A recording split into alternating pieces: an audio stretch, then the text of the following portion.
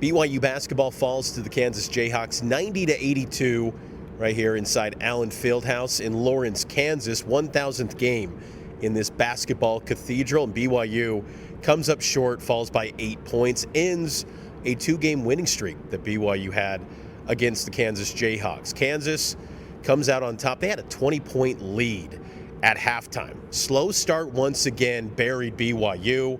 The Cougars made a valiant effort. They outscored Kansas by 12 points in the second half.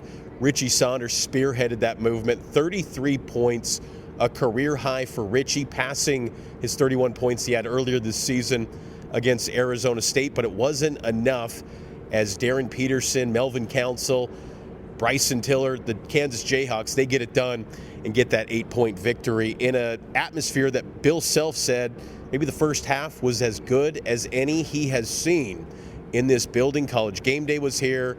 It was an electric crowd. Not many BYU fans. Most of the BYU fans that were here sat next to the media in this section to my right. The media is like if you're looking at the TV view of Allen Fieldhouse, in the upper right corner of the arena is where the media sits in section 13A.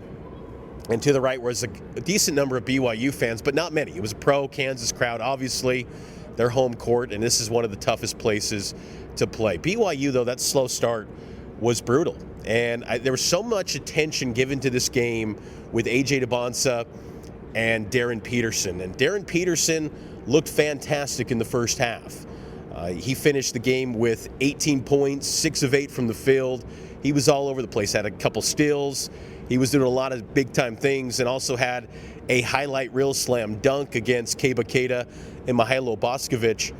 But he couldn't play the last 16 minutes due to cramps. And I think that's kind of the big mystery with Darryn Peterson. He's got so much talent and ability, but is his availability going to be there every single game? Whereas Dybantsa started slow, and it didn't go smooth on the offensive end for AJ early on. He started to settle in. I thought he did a nice job in the second half, kind of settling in and getting into a comfort zone a little bit. AJ finished with 17 points, 6 of 12 from the field in this game, but maybe you give the edge to Darryn Peterson in this one. But really, as Kevin Young said, the best guy on the court was Richie Saunders, who ended up with 33 points and 10 rebounds. For Richie, dude can do it all. He is a difficult assignment for anyone. But this game, though, was fascinating. And BYU just, again, the slow starts are a real problem for this team. And it's not just against the Quad 1A opponents, the Kansases, the Yukons. It's been against Delaware's back in November. It's been against some of the weaker Big 12 teams. This squad has to get things figured out in the first half.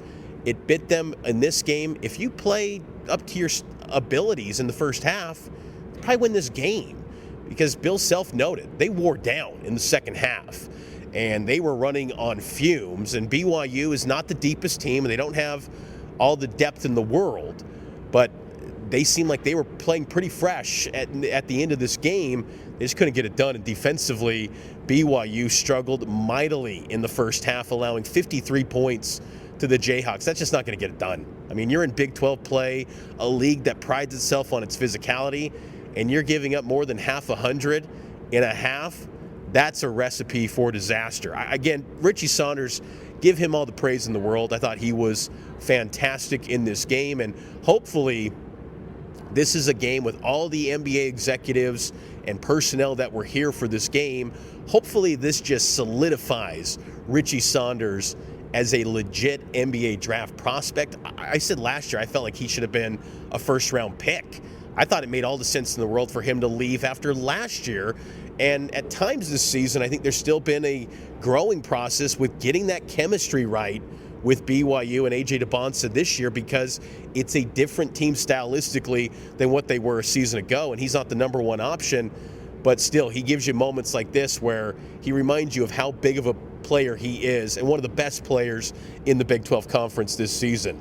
Dybantsa, I thought, too, at times was pressing a little bit, almost trying to counter the early haymakers that Darryn Peterson was laying early on in this game. It almost felt like he was trying to immediately respond to that.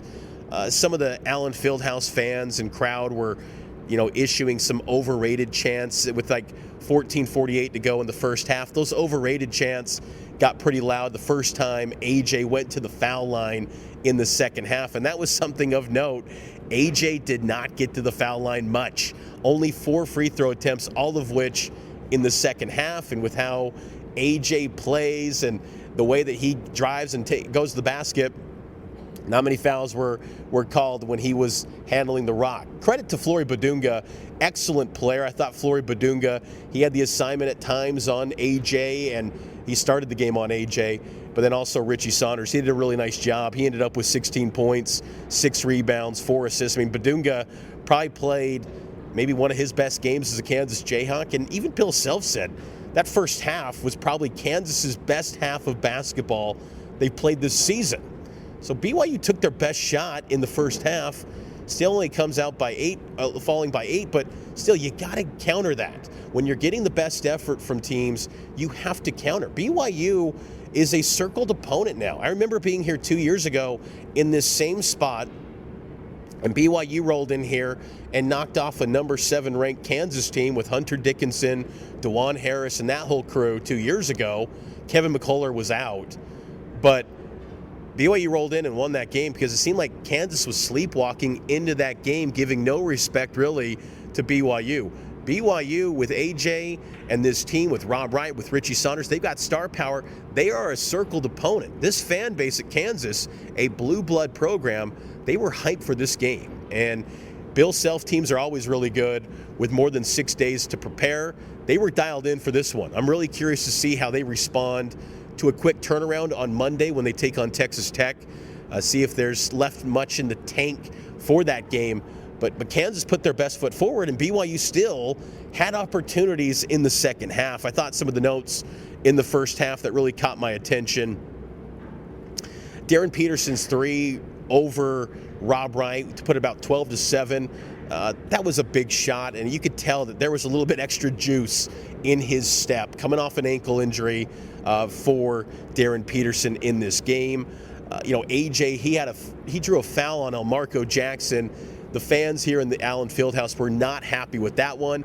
The next touch, it was a travel. It just felt like when there were some moments where you thought BYU got a little bit of things going on their way, they just made a mistake. The turnovers they kept in check for the most part. BYU only had 7 turnovers in this game, and you'll take that more times than not. Kansas only had 6 as well. These are 2 teams that were negative in the turnover margin coming into this game. 9th Kansas, respectively, in the Big 12, and BYU 14th. Yet they took care of the basketball for the most part, and that was pretty good to see for BYU. But moments like that, they get amplified when you get down to the finish, and it's a 4-point margin late in the game. And you think back to moments like that could have really been some difference makers for this game. I thought coming out of the under 12 timeout in the first half, BYU trailing by 11. Darryn Peterson hits a 3 over AJ in an ATO. That got this crowd really fired up.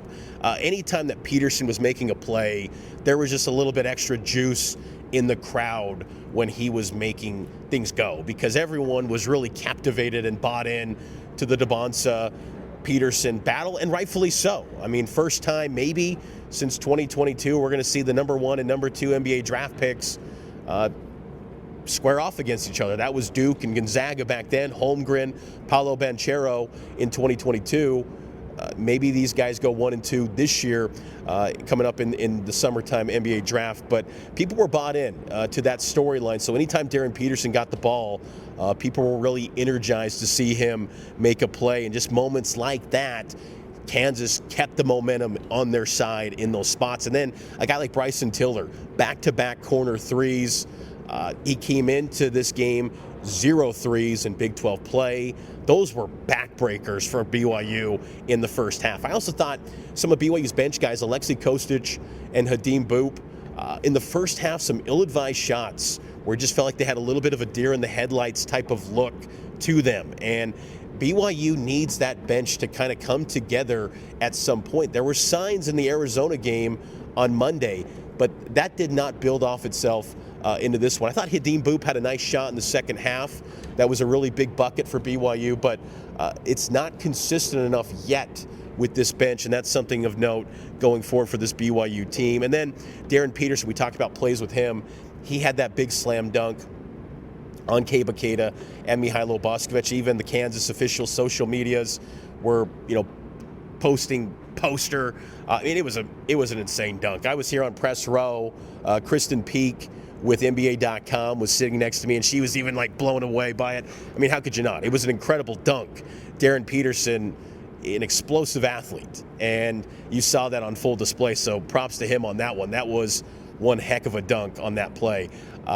And then it had that play just on loop about 3 times on the instant replay here at Allen Fieldhouse, and all the fans were oohing and eyeing over that instant replay. In the second half, BYU's been a great second half team, and you knew that BYU would make a run, and I was confident in that. I was confident going into this one that BYU would play a lot better in the first half. That didn't happen, but you knew at some point BYU was going to make a run, and they did. I thought Richie was a little bit of a tone setter in the second half, of course. He ends up with 33, but gets a tough bucket early. Then AJ, he hits a 3 to cut it to 16 at the under 16. It's a 15-point deficit, and you're thinking maybe there's a shot because, again, there's been a little bit of a blueprint in these comeback efforts. If you can get it manageable at the under 16, maybe you got a chance. 15, maybe not enough. You probably would have liked it at 12 or 11, maybe even 10. But it was within reason. You could maybe dream up a scenario where BYU could have got back into the mix. I thought Kansas getting back up by 20 points was big, where Tiller pump fakes on Bidu Ahmed, sends him out of the picture completely for an easy slam dunk, and then Council had a slam dunk on AJ. I thought that was a big sequence right there that gets them back up to 20, kind of manages the early second half run by BYU and almost negates that. And then it's a new almost mountain to climb again for BYU. So that was a key stretch, I thought, for Kansas. I loved the 3 by Richie Saunders in an ATO coming off out of the under 8. It was a 12-point game. Richie, though, he did have a miss that I'm sure he's going to want back. He missed a front end after a foul call that people were irate over when Melvin Council got called for a foul, and it might have been just a slip watching the replay on ESPN here on my laptop after I saw the play happen live. But Richie didn't capitalize, and it felt a little bit like a ball don't lie moment. He missed the front end. I thought those were big missed free throws right there by BYU. And then at the under 4 timeout, it was kind of interesting. I didn't remember this 2 years ago. Here in Allen Fieldhouse, they played Turbulence at the under 4 break. So BYU kind of felt probably a little bit at home because BYU, of course, at the Marriott Center plays that. And, during this stretch where Kansas is pretty much gassed, they go on a 7.5-minute drought without a field goal. And they just kind of navigate the waters enough, and Richie Saunders is putting on a clinic of how to shoot. I mean, even Council said in the postgame, he's nice, giving his props and flowers to Richie Saunders. And BYU gets it down to a 4-point deficit that, again, was spearheaded by Saunders. But then ultimately Melvin Council, he hit the clutch dagger with 52.9 to go, and Kansas comes away with a big victory for them. I think that's one of their best wins, maybe their best win this season. And Kansas has got tons of potential. I think this Kansas team, I don't know if they're Final Four good, but, man, when they're on that first half, the way they were shooting the 3, 8 of 10 from 3, goodness gracious. I mean, they can beat anyone in college basketball. And with Darryn Peterson, they're a tough out. For BYU, they've got to fix the issues early on. They have to. If that's not going to get fixed, they could be a team that gets bounced, because even if you face a 14 seed, you face a 12 seed, those are going to be good teams. Those are going to be, mid-major champion teams that are, if you get momentum early in a first half, you're going to feel confident, and that second 20 is going to be a real bear against anyone you face in the NCAA tournament. So that has got to get corrected. Kevin Young's pointed to execution in past games with that, but this one he didn't chalk it up to that. I thought BYU, when the momentum kind of got built up with the crowd, Kansas fed off that, and BYU really struggled to respond in that first half. But Tough night for the Cougars as they fall here in Allen Fieldhouse, 90-82. Next up for BYU, a road trip to Stillwater, Oklahoma, Gallagher-Iba Arena to take on the Oklahoma State Cowboys. So that'll be a big game coming up on Wednesday. Any road game in the Big 12 is massive, and BYU will look to get back on the winning side of things. We'll have you covered on KSLSports.com. So from Lawrence, Mitch Harper, check out all my work on KSLSports.com.